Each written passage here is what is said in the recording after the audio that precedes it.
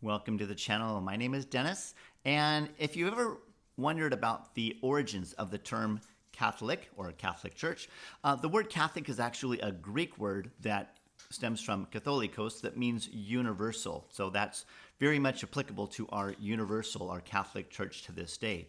But it was first written down, there's evidence of this, in the year 108.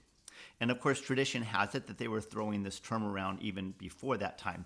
But St. Ignatius of Antioch, who was martyred shortly after he wrote these letters, he was making reference to the Catholic Church at the time. Now, he was writing a letter to the Smyrnaeans, if I'm pronouncing that right, and he was writing these letters to counter some heresies that were brewing, one of which was that there was this group of early Christians that did not believe in the real presence of Jesus in the Eucharist. So he was there to counter that and also affirm the structure of the church at that time. So it's very cool to see just decades after Jesus died and rose from the dead and established his church that there is this early structure. And he was reminding them to be obedient to their local bishops.